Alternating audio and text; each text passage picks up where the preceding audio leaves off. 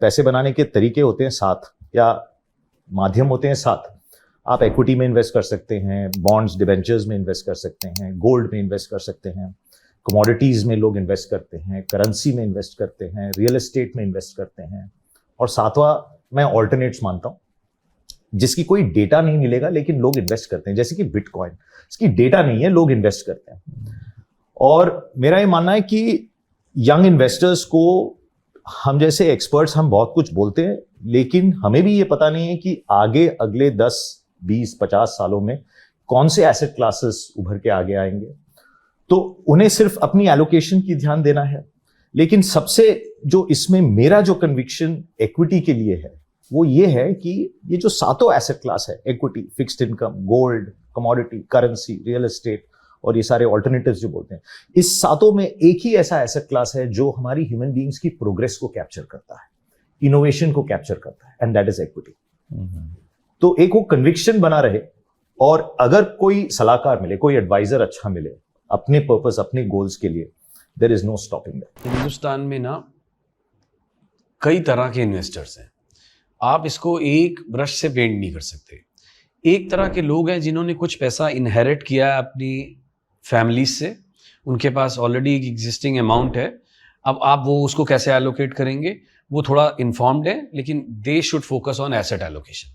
आप equity market में भी लगाइए, आप डेट में भी लगाइए, आप गोल्ड में भी लगाइए, आप सिल्वर में भी लगाइए। तो एक एसेट एलोकेशन को उनको फॉलो करना पड़ेगा।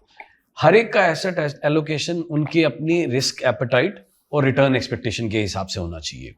अगर आप कंजर्वेटिव इन्वेस्टर्स हैं, आप सिंगल डिजिट रिटर्न से ओके हैं, तो आपका डेट एलोकेशन ज़्यादा होना चाहिए और इक्विटी एलोकेशन कम होना चाहिए। ये तो उनके लिए जिनके पास अभी कुछ फंड्स इन्वेस्ट करने के लिए हैं, या इनहेरिट किए, या कमाई करे, या सेव करे, जैसे भी।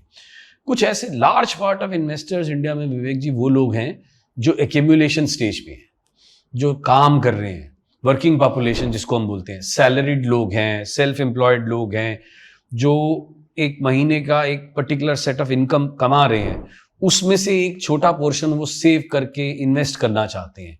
इस तरह के इन्वेस्टर्स के लिए SIPs एक बहुत बढ़िया तरीका है। लोग SIPs को एक ऐसा समझते हैं कि ये एक सिर्फ सैलरीड कस्टमर्स के लिए नहीं, इवन डॉक्टर के लिए, इवन चार्टर्ड अकाउंटेंट के लिए, इवन जो किराना शॉप चला रहे हैं लोग, जो स्मॉल ट्रेडर्स हैं, कमोडिटी ट्रेडर्स की बात कर रहा हूँ, स्टॉक मार्केट के ट्रेडर्स की नहीं, जो इसमें भी एक मंथली इनकम उनकी आ रही है, उसमें से करना चाहते हैं, उनके लिए SIP एक अच्छा राउट है। और अगर कुछ समझ में नहीं आता तो आप बैलेंस फंड से स्टार्ट कीजिए। इक्विटी का पोर्शन रहता है उसमें 65% के आसपास, 35% रहता है लगभग डेट में, या आप एसेट एलोकेशन फंड्स में इन्वेस्ट कीजिए जिसमें से 5-10% वो गोल्ड में भी इन्वेस्ट करते हैं। वो एक सिंपलेस्ट मेथड है ट्रैक करने के लिए, सिंपलेस्ट मेथड है पार्टिसिपेट करने के लिए। हर एक एसेट का एक अलग से चाल है। फॉर एग्जाम्पल, हम ट्रेडिशनली रियल एस्टेट लेते थे क्योंकि हमको फिजिकल पोजीशन दिख रहा था, हम उस पर रह लें तो कोई कब्जा नहीं ले सकता, तो एक सेंस ऑफ सेटिस्फेक्शन था। वो एक बेसिक तक ठीक है, बट जब आपको वेल्थ क्रिएशन जर्नी में जाना है तो आप देखते हो कि ये एसेट आपको जब बेचना है तो प्राइस ट्रांसपेरेंट नहीं है, आपको जब बेचना है तब बायर रेडी है, वो जरूरी नहीं है। उसी को आप देखोगे एक बाजू गोल्ड से, एक बाजू इक्विटी और फिक्स्ड इनकम से, तो price transparency is next level, liquidity is immediate. आप कोई भी स्टॉक पोर्टफोलियो या म्यूचुअल फंड पोर्टफोलियो बनाइए, आपको 10 जन को पूछना नहीं पड़ेगा ये प्राइस ठीक है नहीं ठीक है, कल बेचना है कल बेचो, पैसा वापस। Same with gold. So asset allocation is critical. तो ये जो टेक्टिकल एलोकेशन है वो जरूरी भी बहुत है to navigate the markets. But एकदम शॉर्ट में बताऊं तो आज भी जो इंडिया की एक कल्चर है, हम कभी को सबको एक दूसरे को क्या गिफ्ट करते थे, सोना या चांदी। पता है, हम कभी किसी को ट्रेडिशनली एक ब्रांडेड गिफ्ट या और कुछ ज्यादा नहीं देते थे।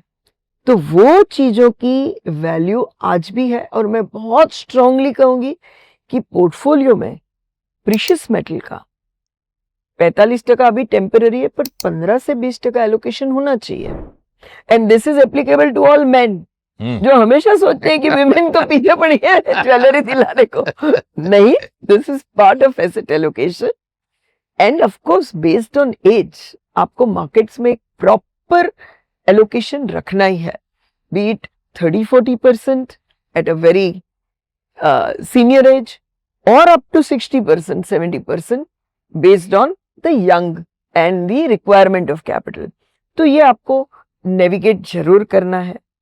एंड मार्केट एक ही stock market, SIP, through mutual funds, through now ETFs, and the best new thing which has come is all index based ETFs, जहां पर there are indices which are also saying Nifty 500 top 50 momentum, मतलब कि जो momentum में stock है उसमें तुम चले जाओगे या तो कोई दूसरी इंडेक्स में चले जाओगे। So now options are there, पर हमें उसमें इन्वेस्ट जरूर करना है।